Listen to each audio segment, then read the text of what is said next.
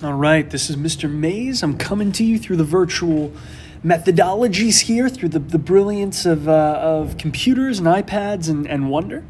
And today we're going to be talking specifically about blocking. Now, you might know that we are heading toward, you can hear the creak of my chair hopefully as well, we are heading toward this upcoming Unit 1 and Unit 2 assessment. And the big shift in Unit 2 is we talk a lot about experiments, right? Observational studies and experiments. And one key aspect of experiments is to know blocking. So if you'll pull up your slides alongside this and head to slide 12, the first thing I remind you of is that blocking is the equivalent of stratifying. It's stratifying for an experiment.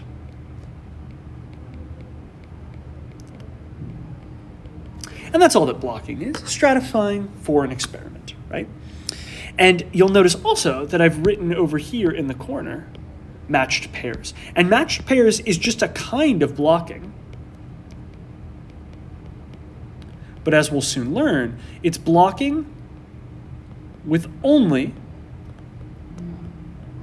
either one or two subjects. And for two subjects, it should make sense because I've given an example for you before, but we'll talk a little bit today about how one subject matched pairs can function. Okay, you'll take a look at slide 13. We're flipping along, and you'll see this really cool sort of set of guidelines looking at random assignment, causation, correlation, and all their relationships. The big takeaway here that you should get is that an ideal experiment has random assignment and random sampling. And because we have random assignment and we have random sampling from those assigned treatment groups or treatment and control groups, we have an ideal experiment. Most experiments have random sampling, have no random sampling, I should say. And because we have no random sampling, we roll directly for the reality that, like, hey, we can look at a causal conclusion, but only for that particular sample. We cannot generalize it to the whole population for that reason, because we were only able to get whoever was willing to take this experiment seriously, which often leads to non-random samples. That said, even though our sample isn't random, we still randomly assign those sample people to either treatment groups or to control groups. Similarly, we have observational studies where no random assignment and generalizability are overseen. And because of that, we have most observational studies where we can't actually determine causation, but we can do correlation. And then bad observational studies where there's some correlation, but mostly we just can't generalize to anyone. So we're in no good stead. Okay, that was a mouthful, but let us move ever forward to slide 14. The difference between blocking and a completely randomized design, and this should make perfect sense to you because we've talked about stratifying before, is blocking accommodates for other variables. And in particular, it'll accommodate for one specific other variable.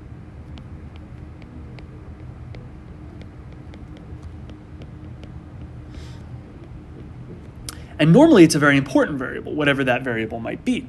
The examples you can see sketched out for you are things like it could be gender. It could be that different genders respond to a concept differently. It could be age. Different age groups respond differently. It could be income level. And I hope the thing that you're taking away from this is that when we block for these particular things, blocking for age, for gender, for income level, for political affiliation, whatever it may be, the goal here is not to know what people of those different blocks think. It's instead to weigh those particular blocks in a way that is representative of our total population and thus achieve less variability, right? So again, we are trying, and I will write this in red, we are trying to limit variability. That is always our goal. Variability being if I have like a dot plot and most of my results sit around here, but then I didn't stratify effectively, I didn't block, you might end up getting an outlier, and that creates a lot of variance. And we do not want variance when we can avoid variance. That's a no-go for us. Okay, I feel like we understand that. Moving on to slide 15, you can see that I go on to say that we would then, within our particular blocks, randomly assign. So the little sketch I have is of a population, and I use two colors. In this case, let's do green people. And actually, I'm just going to do two of each. Green people, and then let's do yellow people. Okay, so we have green and yellow individuals here. We block based on a situation in this case, whatever it could be. It could be race, ethnicity, gender, whatever. But what you'll notice about the way that that blocking works is first we block, right? So now you can see I will have separated them out based on that particular quality, whatever it is. And then once I've blocked based on that particular quality, then from there, and this is super important, within those blocks, we then separate into treatment or control, or we separate into treatment and another treatment, right? If we have two treatment groups and the control is just the sample we've already taken, right? So within those groups, we then evenly split into treatment and control. And even if it's not a perfectly even split, that's okay.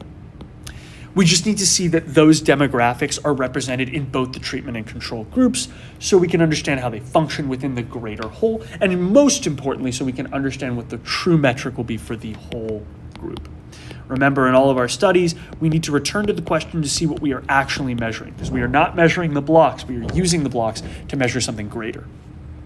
Okay, ever forward. Slide 16, again, I said this already, we are limiting or decreasing variability. That is our goal, right? And that eliminates, the goal of blocking in the end is to eliminate confounding variables. Again, any variable that we are not directly trying to measure is a confounding variable if it gets in the way of the thing we are trying to measure. All right, I've got some sample problems for you here. Now let's move a little bit forward to matched pairs. You will note on slide 18, I talk about the two kinds of matched pair. I say there is pair by individual.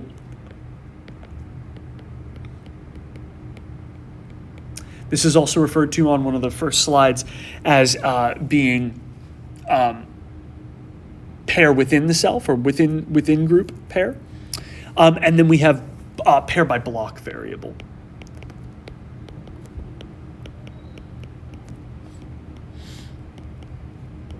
AKA between group pair. So block variable, what's that? Well, this is the one that we've already talked about. I told you the story about the two identical twins, and one of them goes to space, and the other stays on Earth.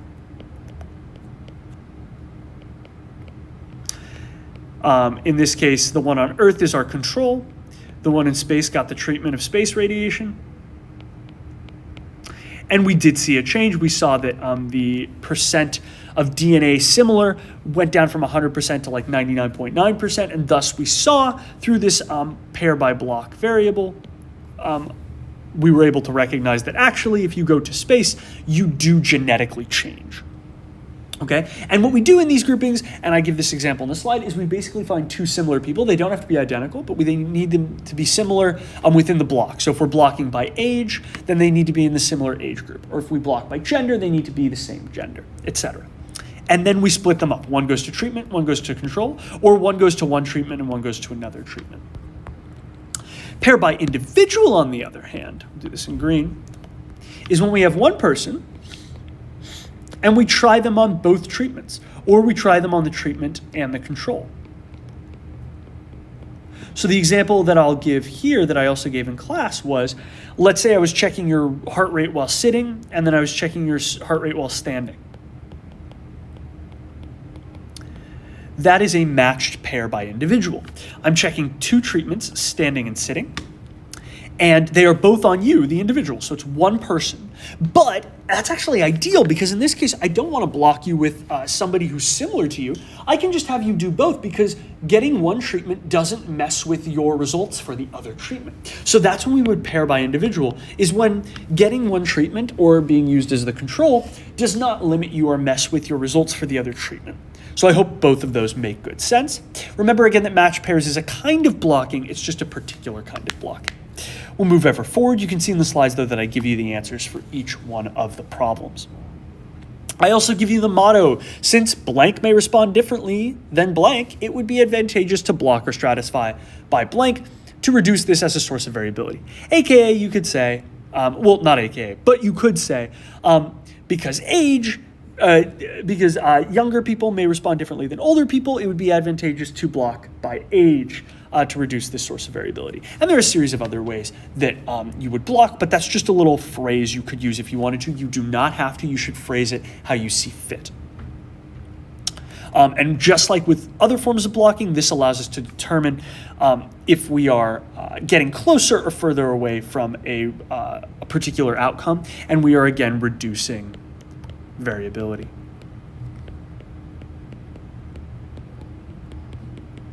Okay, let's go through our big bullets. This is our magic deal.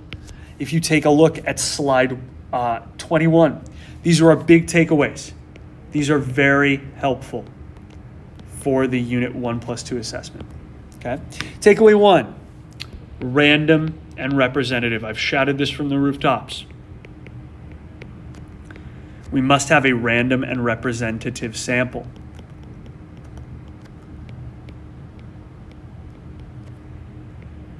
You will remember that we've gone through all of this blocking and all of this matched pair stuff to recognize that much like stratifying, we are trying to make our sample representative. We want to split stuff up so that we make sure that when we sample, the things we are sampling represent the same way they would if we were actually getting to the whole population. We don't want to know what each subgroup does. We want to make sure each subgroup is the same ratio and is allowed the same input they would have within the bigger picture of the experiment. And it must be random. Why? Because of course, if it's not random, we are increasing variability and we are allowing for more errors to show up, and we cannot afford that. Randomness allows for, and this will show up again later on in this list, but randomness, what it allows for, that is so important, is it allows for generalizability. And I'll further clarify what generalizability means when we get to part 6. But we've gotten through part 1. Let's take a look, shall we, at part 2, which is also on the screen. Ideally, we want to use SRS. Remember that SRS is simple random sample, not stratified. The reason we ideally want to use simple random sample is ideally we'd end up in a situation where we have the full list of people and we can just number them. You should know how to explain how to do a simple random sample, and we should always favor simple random samples unless we find that we need to stratify. But even when we stratify and then we simple random sample those stratifications. It's only when we can't simple random sample because we don't have a list or we can't get to everyone that we do things like systematic random sampling. The reason why is it just does the most work. When we do want to do stratify, we stratify, and the benefit of stratifying will always be to control for a variable. Much like blocking, there's some variable we want to control for, so whatever that thing is, we will stratify for that. On the other hand, let's say we want to make it easier on ourselves, we might cluster. So that's when we don't have to control for a variable, but we want to make sampling easier. Because cluster is the epitome of grabbing chunks of the population and SRSing those, simple random sampling those. That's why I often associate and talk about cluster in terms of geography, is what we often do is we find representative chunks of a city and we sample those, and that becomes our cluster random sample. But remember that clusters are for making sampling easier. It's more convenient without it being convenient sampling. Okay, beautiful. Part 3 of 6. There are biases. Every sampling method has a bias. Those biases either systematically over or underrepresent or estimate. I like estimate better, frankly. The parameter, whatever the population parameter is that we are studying, and I'll write that out actually, population parameter. So whatever our population parameter is, let me create some separation between 2 and 3. Whatever our population parameter proves to be, whatever biases we find in our surveying method and our sampling method, we will either slightly over or underestimate the population parameter. And on your unit exam, you should feel comfortable determining the kind of sampling errors and biases that come up that will cause us issues. Remember that response biases and sampling/selection bias are the two main kinds we have. Remember that sampling and selection bias are the same thing, and that response bias has more to do, right, with the kinds of questions you ask or the way in which you ask questions, if people are afraid to admit to something, whatever it may be, okay? But there will always be biases, and you should be able to identify the ones that you're at risk for given the sampling methods you use. Okay, we're on to number 4. Mr. Mays likes to drone on because he loves teaching you stats, even in the virtual world.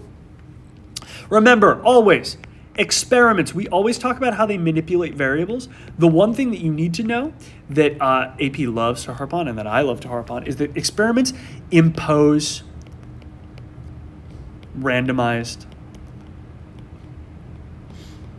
treatments. Observational studies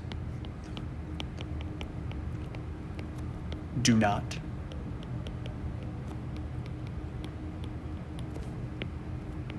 Right? Experiments have observation or have randomized treatments that we impose, right? And we do, and I say randomized because they are through random assignment. We do not say, I will put you in the treatment group, I will put you in the control group, or I will put you in treatment group A and I'll put you in treatment group B. We take the people there, we give them random numbers, we then use a random number generator to figure out who will be in which group. We do not allow for it to be non-random. It is randomized. Okay, and it is imperative that we do that. Observational studies never impose treatments. Never, ever, ever. And that, I guarantee you, will be a question on the assessment. Anytime you're imposing a treatment, you are manipulating in some way your experimental set. All right, on to number 5. I like using the black highlighters to separate these out. Okay. Experiments impose treatment through random assignment. We did that. Now we're rolling with the 4 principles of design. The 4 principles. And remember that these are actually secretly, there's like a 5th one, which is blocking, but it's actually just a kind of way to separate things out. It's stratification, basically, but for experimental design when needed. Okay, but the 4 principles are as follows. 1, randomize. We know why. If you have questions, let me know, but that should make sense. Control. The control can either be a control group, right? We take a group of people and we say, hey, you're going to get the placebo, right? So stuff like placebo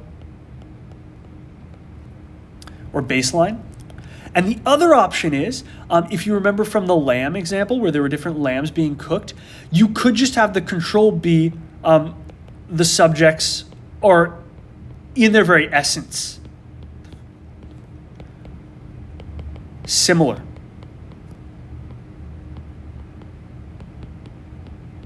Right, so in the case of cooking lamb, which was one of the multiple choice questions we did as a practice, right? There were 2 lambs, and we tried various cooking temperatures on each one of the lamb cuts, right? But we couldn't really have a traditional control there because you have to cook the lamb. Otherwise, if you don't cook the lamb, there's nothing to compare. So the fact that the lambs are being cooked, that was a kind of control. Also in the homework, we had a problem where it was like 132 obese individuals. That's already a control condition. They're all already obese, so they've ostensibly been eating a particular kind of diet. That's our starting point. And then from there, we either give them low or high carb diets, and those are the treatments. So we have a control of some kind or something that represents the control. I hope that makes sense. The other kind is replicate. This doesn't mean redoing the experiment. This means large enough sample sizes.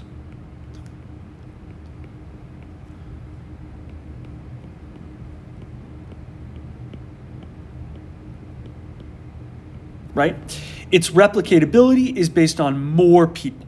And the more people you do it with, the more you show that your results are significant. And we will learn, actually, in a unit or 2 from now, how to calculate to what degree I can trust someone's results based on their sample size. And it's so cool, and you're going to love it. I guarantee it. Then, of course, after replicate, we have number 4, which is compare. This is across treatments and or control.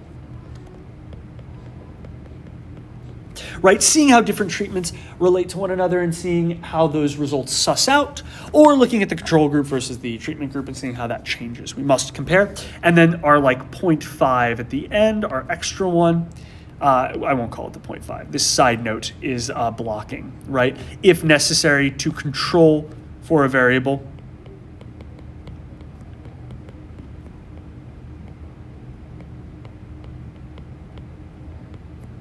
an extra one, we will block. All right, and that is everything that you need to know for these notes today. So for the cheap seats, we have 1, 2, 3, 4 concepts, principles of experimental design with a 4-point fifth one at the end, right? Like Lion King 1.5 or whatever that movie was, which is randomize, control, replicate, compare, and then blocking sometimes.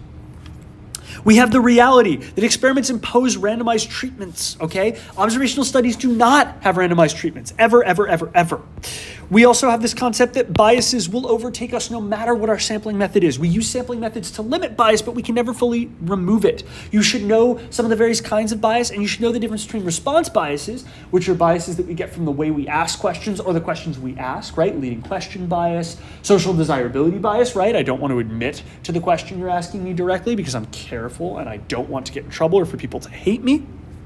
Other things like that, versus things like selection or sampling bias, which come out of underrepresentation bias or biases where we interview groups of people that are not representative of the whole because we have not actually randomized or we have not stratified our samples as we should.